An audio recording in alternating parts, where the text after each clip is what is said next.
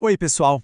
Hoje a gente vai falar sobre algo que muita gente vê como fracasso, mas que na verdade pode esconder uma libertação enorme: desistir.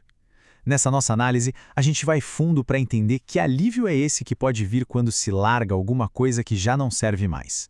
Ok, vamos começar do começo. Para entender o alívio que vem da desistência, primeiro a gente precisa entender por que é tão difícil fazer isso. E a resposta, no fundo, está na nossa cultura, que é praticamente obcecada com a ideia de perseverar.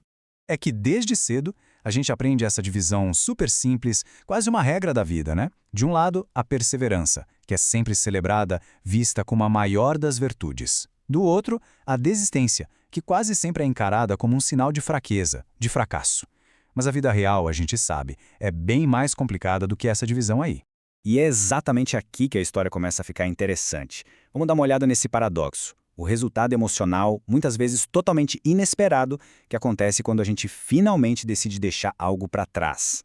Pensa um pouco naquelas situações em que a gente continua insistindo, mas não por uma convicção real, e sim por medo. Medo de admitir que um projeto, um trabalho, talvez até um relacionamento, simplesmente não faz mais sentido. Chega num ponto em que o esforço não traz mais crescimento, é só desgaste mesmo. Tá, mas e aí, o que acontece quando se decide parar? E se aquele sentimento que vem logo depois não for a frustração que todo mundo diz que a gente vai sentir? E se for alívio, esse é o ponto-chave. É uma sensação leve, sabe? Quase silenciosa. É como se um peso, uma tensão que se carregava há muito tempo, finalmente fosse liberada. E esse alívio mostra uma coisa bem importante. Às vezes, o esforço estava sendo mantido muito mais por uma expectativa externa do que por uma verdade interna. Isso tudo leva a gente para uma pergunta fundamental. Se continuar pode ser tão desgastante, por que é tão difícil abrir mão de algo, mesmo quando está claro que aquilo já não nos serve mais? A psicologia nos dá uma pista bem boa. O psicanalista Carl Jung falou de um conceito chamado persona. Pensa nela como a nossa máscara social, sabe? É o conjunto dos papéis que a gente assume no mundo. O problema é que, com o tempo, nossos objetivos e projetos vão se grudando nessa persona. Eles viram parte de quem a gente acredita que é. E aí que umas narrativas internas muito fortes começam a nos controlar. Tipo essa aqui. Ah, eu sou o tipo de pessoa que termina o que começa. Ou então aquela pressão interna que fica martelando. Eu preciso provar que eu dou conta disso.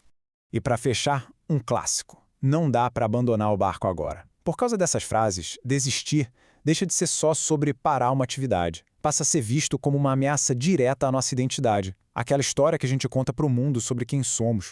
Mas é aqui que vem a virada de chave. É super importante fazer uma distinção, porque nem toda desistência é igual. Vamos entender isso melhor.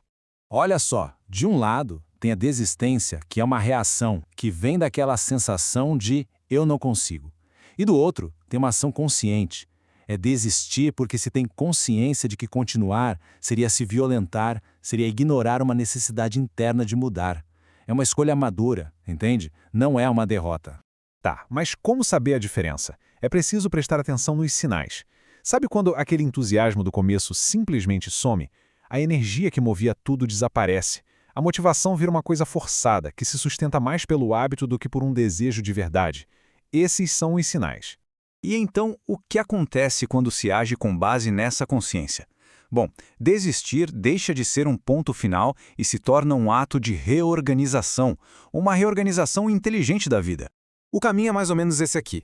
Primeiro, a gente percebe que a vitalidade foi embora. Aí vem a decisão de parar. E então, a parte mais incrível acontece. O espaço interno se expande. O tempo, a energia, a cabeça que antes estavam ocupados com aquela insistência pesada, tudo isso fica livre. A mente respira e aí sim, novas ideias finalmente encontram lugar para surgir. E isso, no fim das contas, talvez seja um dos grandes sinais de maturidade.